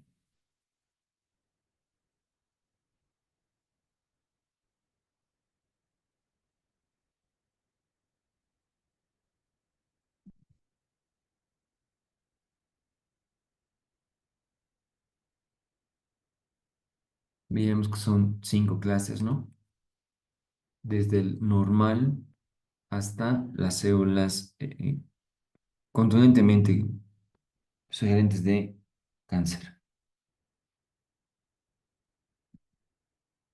Puntos claves. Virus del papiloma humano es el principal factor de cáncer cervical en el 99.9% de los casos.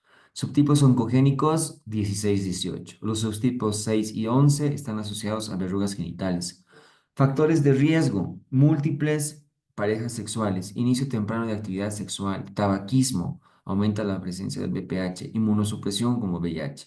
Lesiones precancerosas, bajo grado, alto grado. Bajo grado, asociaciones e infecciones transitorias por VPH y el alto grado, mayor riesgo de progresión a cáncer invasivo.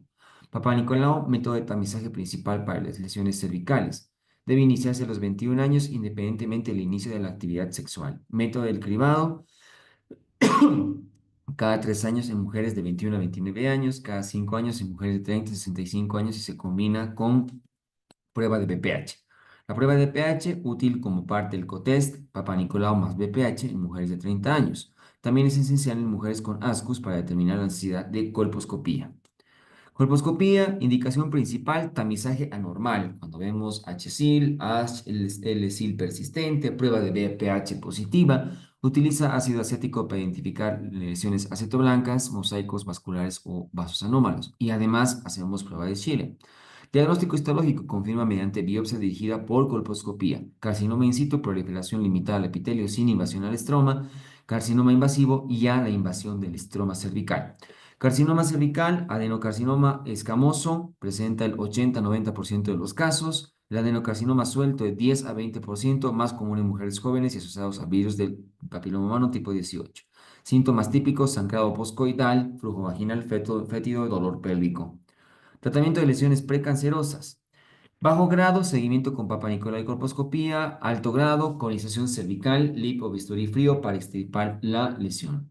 En el bajo grado también podríamos hacer métodos locales, ¿no?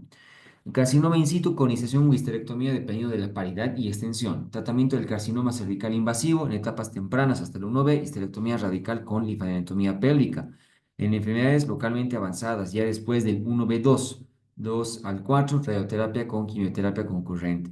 Vacunación contra VPH, prevención primaria esencial, vacunas disponibles, biteta nonavalente, protegen contra subtipos más oncogénicos. Esquemas recomendados: 2 a 3 dosis según la edad antes del inicio de la actividad sexual. Rol del tabaquismo: es un factor carcinogénico que favorece la persistencia de BPH y la progresión de lesiones precancerosas a cáncer. Factores pronósticos del carcinoma cervical: compromiso ganglionar, principal factor pronóstico, tamaño tumoral y extensión local. Tipo histológico: adenocarcinoma tiene peor pronóstico que el carcinoma escamoso. Prevención secundaria: educación sobre el uso de preservativos para reducir la transmisión de VPH, tamizaje oportuno y seguimiento adecuado de las lesiones precancerosas y el tratamiento adecuado de la inmunosupresión, es ejemplo VIH. Pueden tomarle una captura de pantalla a las preguntitas.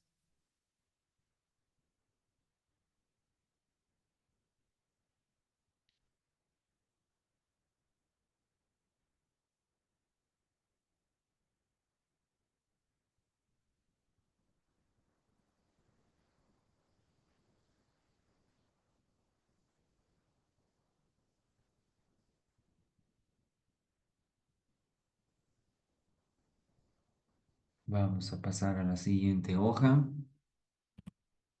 Tómenle una captura de pantalla a estas otras preguntas para que las puedan resolver ustedes.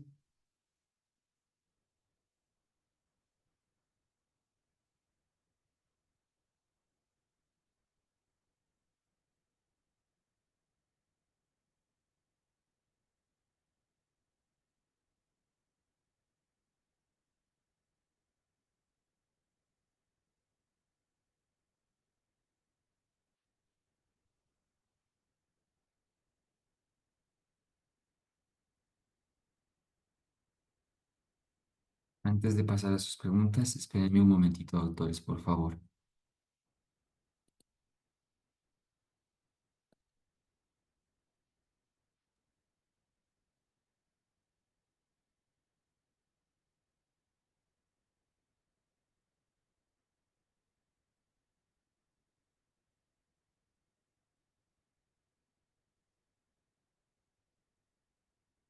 Bueno, doctor para mí ha sido un enorme placer y gusto poder compartir estas semanas con ustedes. Espero haber aportado un pequeño grano de arena para su formación, ¿sí? Yo, antes de que hagan preguntas, por favor, quiero parcialmente despedirme con esta frase del boxeador Mohamed Ali que dice: entrena mientras ellos duermen, estudia mientras ellos se divierten, persiste mientras ellos descansan y vive de lo que ellos sueñan.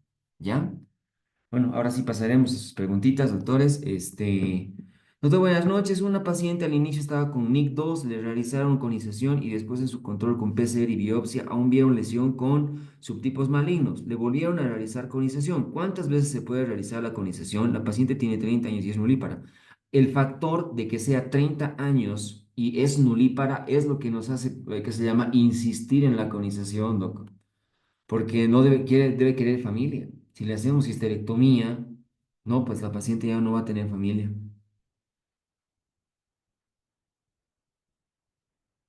Yo tuve una pregunta de una paciente que su PAP salió negativo para las células malignas, pero se detectó BPH, salió cepa 66 detectada. ¿Cuál sería la conducta?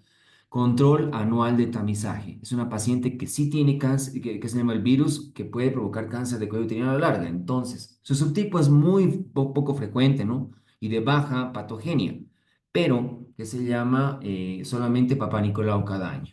Papá Nicolau cada año, porque el Papá Nicolau dice que no hay lesión, no hay repercusión.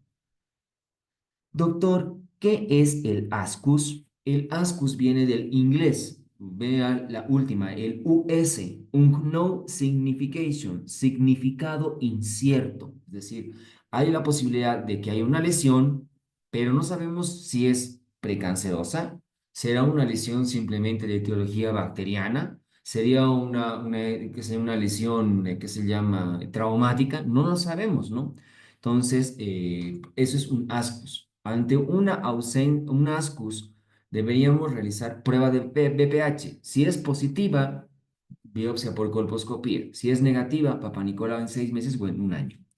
Doctor, ¿puedes repetir cuáles son las lesiones precursoras del cáncer de cuello del útero? Asumo que es los NIC. En la clasificación Richardson, NIC 1, NIC 2, NIC 3. En la clasificación Bethesda es LIE de bajo grado y lesión intraepitelial de alto grado. LIE de bajo grado y NIC 1 es lo mismo prácticamente. LIE de alto grado es lo mismo que NIC 2 y NIC 3 correspondientemente.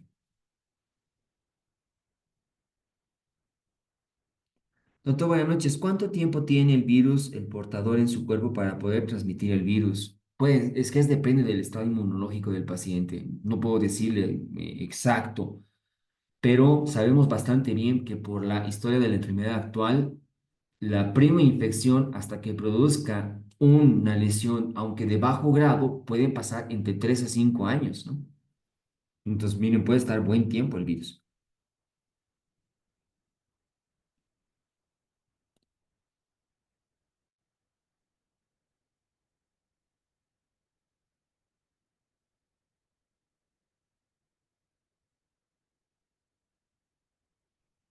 La 8 he puesto que se llama primordialmente la vacuna tiene que tener 16 y 18.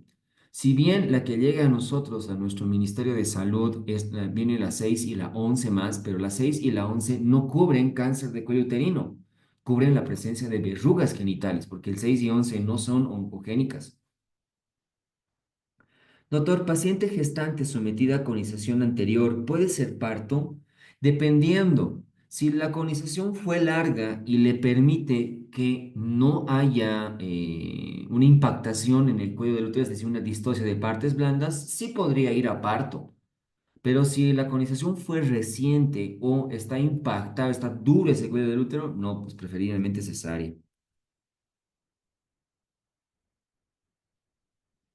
Que tenga entendido, creo que sí hay semanitas, una semanita antes o unos días antes del examen, se hace un repaso de todo, ¿no? Así que bueno, pero esperemos como la comunicación de sus administradores. Doctor, buenas noches. ¿A qué edad se debe vacunar contra VPH en varones? La idea, del mismo modo que en la mujer, es que sea antes del comienzo de las relaciones sexuales. En con PAP normal, pero VPH positivo para 16-18, ¿el seguimiento sigue siendo anual? Sí. Doctor, en cáncer de ovario, ¿en qué caso se decide quimio o la cirugía de citorreducción? Por lo general, por como dice su bibliografía, ¿no? Apéguense un poquito a esto porque dice, siempre es mejor sacar la lesión, pero ya sea con cirugía de intervalo, primero cirugía y luego quimio, o de neoadyuvancia, primero quimio y luego cirugía, ¿no? Entonces, ambas alternativas son las factibles.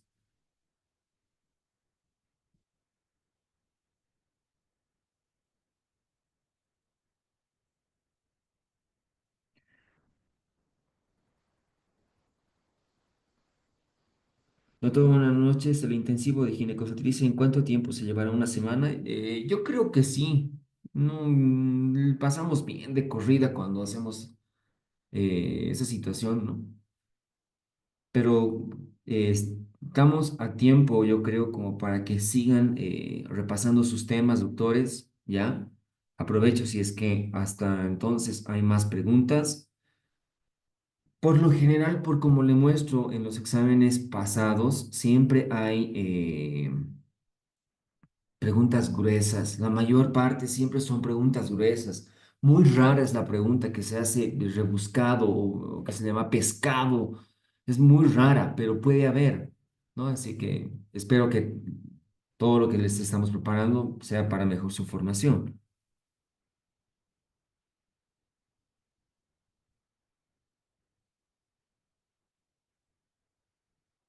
Doctor, ¿podría aclararme esta pregunta? Dice, ¿cuál es la forma más frecuente de inflamación del cuello uterino? Ectropión, cervicitis aguda, cervicocolpitis, endocervicitis, vaginocervicitis.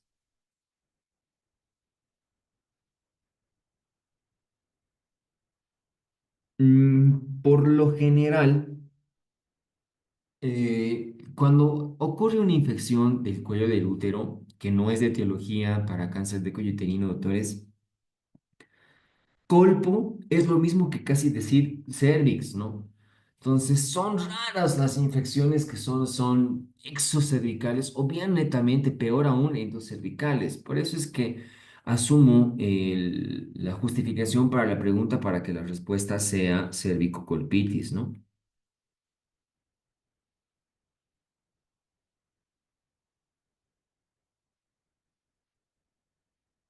Doctor, ¿puede volver para explicar qué es la traquelectomía? Es una cirugía que consiste en extirpar el cuello del útero, pero netamente solo el cuello.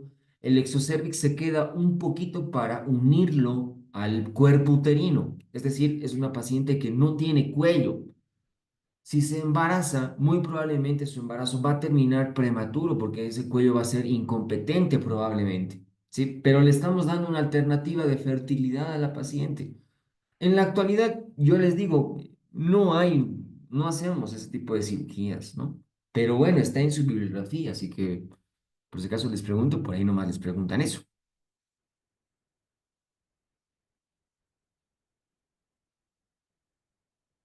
Aquí me dicen, la 25 ¿no podía ser colposcopía, citología y biopsia? Sí puede ser, pero ya que se llama, la biopsia no es de primer contacto, ¿no? No es un estudio de tamizaje. El tamizaje está en primero Papa Nicolau a secas y sí se puede realizar sola la colposcopía, mientras que la biopsia sí es para diagnóstico dirigido. Tal vez por eso es que le están poniendo la respuesta de ese modo.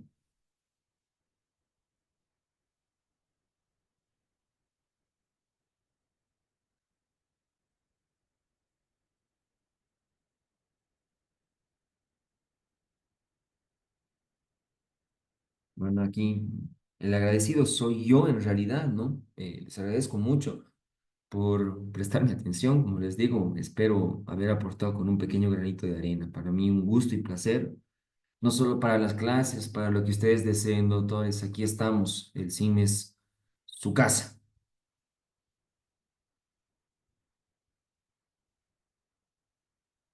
Si es que de casualidad no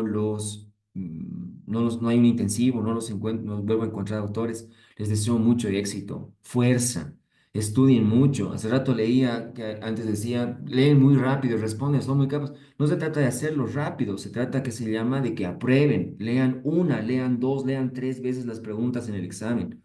Doctor, ¿cuál es la clasificación actual del cáncer de cervicuterino? Es muy similar a la que tienen ahorita de la FIGO. Es un poco más larga con una subclasificación del 1A1, 1A2 y demás, ¿no? Pero es muy similar.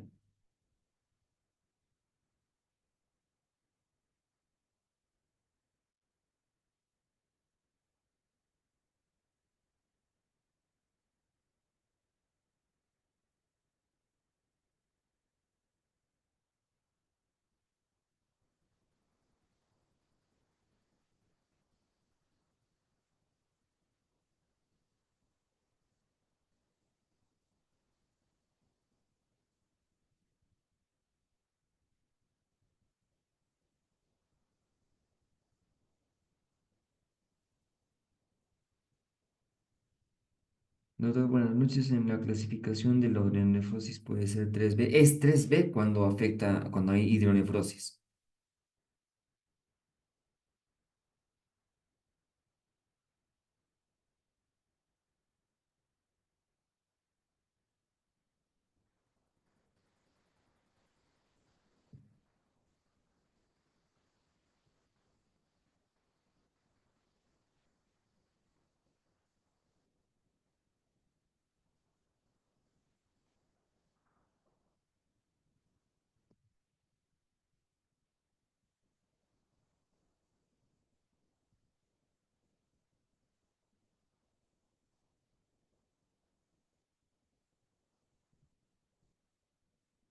Bien, creo que no tenemos más preguntas, doctores.